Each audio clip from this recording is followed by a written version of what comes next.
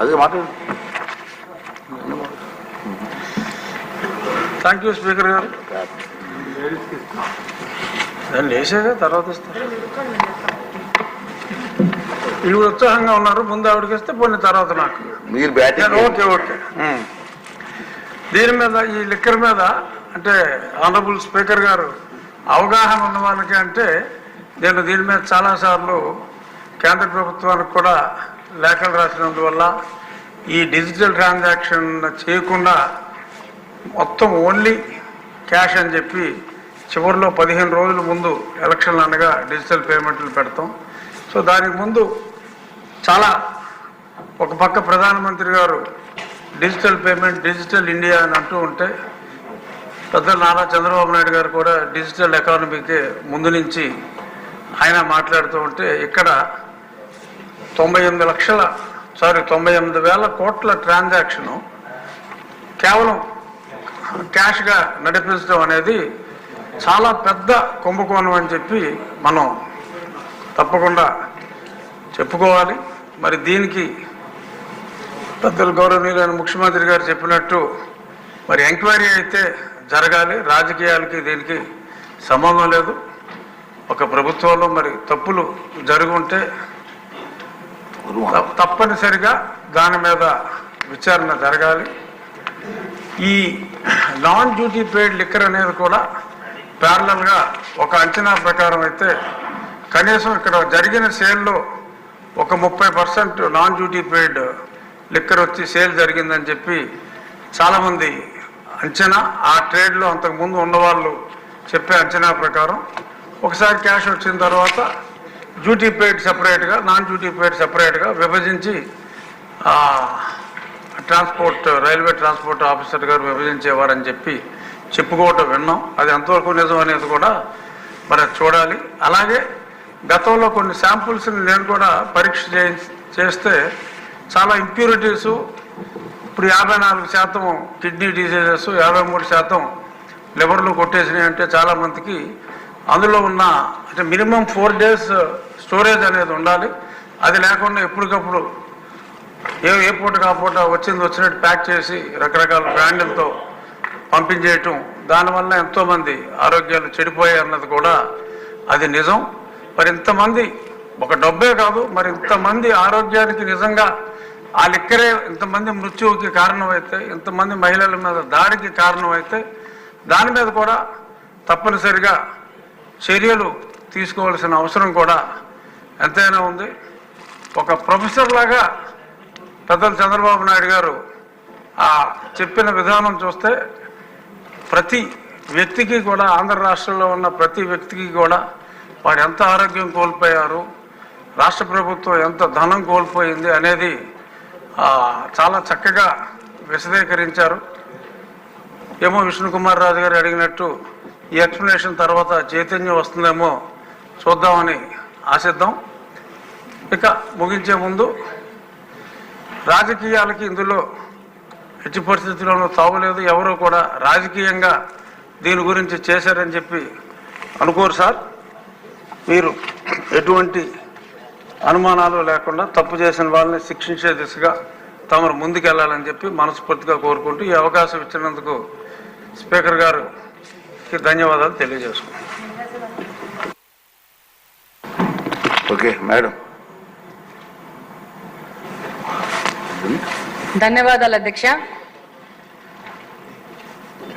నా ఎక్స్పీరియన్స్ చెప్తాను ఎలక్షన్ క్యాంపెయినింగ్లో. అధ్యక్ష, మేము ఎలక్షన్ క్యాంపెయినింగ్ చేస్తుంటే చాలామంది మగవాళ్ళు దాదాపు 11-12 గంటలకే వింతగా ప్రవర్తిస్తూ క్యాంపెయినింగ్లో అడ్డం వచ్చేవాళ్ళు. మేమందరం తమాషాగా అనుకునే వాళ్ళం, జే ట్యాక్స్ కట్టారు, ఇప్పుడే జే ట్యాక్స్ కట్టొచ్చేసాడని చెప్పేసి. ఈ క్రమంలో క్యాంపెయినింగ్లో వెళ్తుంటే ఒక మహిళను కలవడం జరిగింది. అమ్మ, తెలుగుదేశం పార్టీకి ఓటేయండి అని చెప్పేసి మేము వాళ్ళకి విజ్ఞప్తి చేసుకుంటే, తెలుగుదేశం పార్టీకి కాకపోతే దేనికి వేస్తానమ్మా అని చెప్పింది. ఏమమ్మా అంత ఖచ్చితంగా చెప్తున్నావంటే, వాలంటీర్లు వచ్చారు, వైసీపీకి ఓటేయమన్నారు, లేదు అని అంటే ఎందుకే ఇవ్వు, నీకు 1,05,000 డబ్బులు ఇచ్చాం కదా, నీవెందుకే ఇవ్వని అడిగారంట. నా 1,05,000 సంగతి బానే ఉంది, మా ఆయన రోజుకి 300 రూపాయలు తాగుతాడు, అంటే నెలకు 9,000 రూపాయలు, సంవత్సరానికి దాదాపు 1,00,000 రూపాయలు. 5 సంవత్సరాలకి నేను 5 లక్షలు కట్టాను. 1,05,000 రూపాయలు తీసేస్తే బ్యాలెన్స్ నాకు 4,95,000 రూపాయలు ఎవరు కడతారు అని అడగడం జరిగింది. అధ్యక్ష, ఇంకొక విషయం ఏంటంటే, ఇందాకనే ముఖ్యమంత్రి గారు చెప్పినట్టు రీహాబిటేషన్ సెంటర్స్ గురించి దాదాపు మాకు కడపలో ఒకసారి వరదలు వచ్చినాయి. వరద కాలనీ అనేసి చంద్రబాబు నాయుడు గారే కడప వాసులకి స్థలాలు ఇచ్చి అక్కడ ఇల్లులు కట్టుకోవడం జరిగింది. Below middle class, below poverty line ఉన్న వాళ్ళు ఉంటారు. దాదాపు నేను ఎలక్షన్స్ లో తిరుగుతూ ఉంటే 10, 15, 20 ఇండ్లకు గాను గ్రిల్ వేసేసి చిప్స్ షాపులు ఉండేటివి.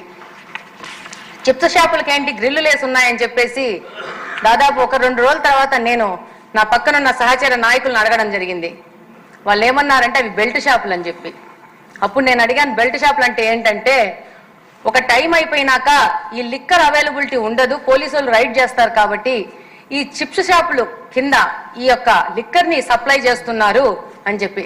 అదే క్రమంలో ముందుకెళ్తుంటే ఒక మహిళ చెప్పింది, అమ్మ మాకు ఏమీ వద్దు, ఈ లిక్కర్ షాపును బెల్ట్ షాపులను బంద్ చేయండి. అంటే ఏమ్మా అంటే, నా భర్త అడిక్ట్ అయిపోయాడు, ఇప్పటికి 3 సార్లు అడిక్షన్ సెంటర్లో చేర్పించడం జరిగింది, కానీ ఇప్పుడు నేను రిమ్స్కి వెళ్తుంటే నా భర్తను చేర్పించుకోవట్లేదంటే ఏమంటే, బాగా దారిద్ర్య రేఖను దిగున ఉన్న వాళ్ళు, వాళ్ళకి పిల్లల్ని చూసుకోవడానికి ఇంట్లో ఎవరు ఉండరు కాబట్టి వాళ్ళని భర్తతో పాటు మా పిల్లల్ని కూడా తీసుకెళ్లి హాస్పిటల్లో ఉండడంతో హాస్పిటల్ వాళ్ళు ఆ పేషెంట్ని అడ్మిట్ చేసుకోవడానికి రిఫ్యూజ్ చేస్తున్నారు. ఎందుకంటే పిల్లలు కుటుంబం మొత్తం పోయి హాస్పిటల్లో ఉండాల్సిన పరిస్థితి వస్తూ ఉందని చెప్పేసి. ఇది కడప నియోజకవర్గంలో దాదాపు శివారు ప్రాంతాలలో ఉన్న కాలనీల పరిస్థితి. తప్పకుండా ముఖ్యమంత్రి గారి దృష్టికి కూడా తీసుకెళ్తున్నాను. ఈ యొక్క సిచ్యువేషన్ కి ఈ యొక్క శివారు ప్రాంతాలలో ఈ లిక్కర్ కానీ గాంజా, యంగ్స్టర్స్ ఎక్కువ గాంజా ఇప్పుడు 5-6 గంటలకి పాడుబడిన ప్లేసెస్ లో, అంటే కాలేజ్, మాకు ఆర్ట్స్ కాలేజ్ అని ఉంటది, దాని పక్కన అన్యూజ్డ్ బిల్డింగ్స్ ఉంటాయి, 6 గంటలకే మొదలు పెడుతున్నారు. నిన్ననే ఒక వారం రోజుల క్రితం కలెక్టర్ గారిని కూడా కలిసి ఈ విషయం చెప్పడం జరిగింది.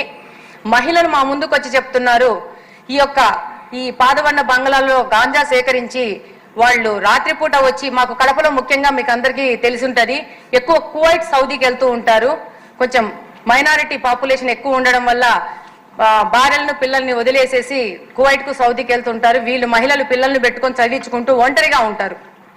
2017వ సంవత్సరంలో సపరేషన్ అయిపోయాక మాకు నిఘా వ్యవస్థ లేకుండా పోయింది కడపలో. అప్పుడు మా హస్బెండ్ శ్రీనివాసరెడ్డి గారు తన సొంత నిధులు వినియోగించి సీసీ కెమెరాలు పెట్టడం జరిగింది. అప్పుడు పరిస్థితి అది, మనం తెలుగుదేశం గవర్నమెంటే ఉండింది అప్పుడు. కానీ ఈ రోజు పరిస్థితి ఏంటంటే, కడపలో ప్రతి ఒక్క ఇండివిజువల్ హౌస్ కూడా కెమెరాలు పెట్టుకుంటున్నారు, 4, 5. ఎందుకు అంటే గాంజా సేకరించి ఈ యొక్క మత్తు పదార్థాలకు బానిసలైన వాళ్ళు వచ్చి ఇళ్లలో అటాక్ చేస్తున్నారు. ఈ బైకులలో వచ్చే పెట్రోల్ ని తీసుకొని గుడ్డకు నానబెట్టేసి అది స్మెల్ చూసుకుంటారంట. అండ్ దెన్ బైకులు చోరీ చేస్తున్నారు. ఆడవాళ్ళు ఉంటే వాళ్ళ డోర్లు కొట్టేసేసి వాళ్ళని అటాక్ చేయడం. ఒకవేళ పోలీసులకు కంప్లైంట్ చేస్తే, పోలీసులు ఒకవేళ వాళ్ళని అరెస్ట్ చేస్తే ఆ నెక్స్ట్ డే నుంచి దాడులు అధికమవుతాయి. పోలీసులు కూడా రాలేని పరిస్థితి ఉంది. ఇది కంటిన్యూస్ గా మాకు ఎలక్షన్ క్యాంపెయినింగ్ లో దాదాపు మాకు కడపలో పాత కడప ఉంటది, ఎక్కువ మైనారిటీ ప్రజలు ఉంటారు అక్కడ మహిళలు మేము వెళ్ళక ముందే మాకంటే ముందు డోర్లలోంచి బయటకు వచ్చి వాళ్ళకి అనుభవాలు చెప్పి, మాకు ఇది ఒక్కటి తీయించండి, ఈ గాంజాని నిర్మూలన చేయండి, ఈ యొక్క లిక్కర్ షాపులు కానీ చీప్ లిక్కర్ని చేయించండి చాలు అని చెప్పేసి మేము డెఫినెట్ గా వేసే తెలుగుదేశం పార్టీకే ఓట్ అని చెప్పి చెప్పడం జరిగింది. అందుకే నా ఎక్స్పీరియన్స్ చెప్తున్నాను. లిక్కర్ దాని గురించి నాకు పెద్ద ఎక్స్పీరియన్స్ లేదు. నా యొక్క క్యాంపెయినింగ్ లో నేను ఫేస్ చేసిన వాటిని మీ దృష్టికి తీసుకొస్తున్నాను. థ్యాంక్ యూ అధ్యక్ష.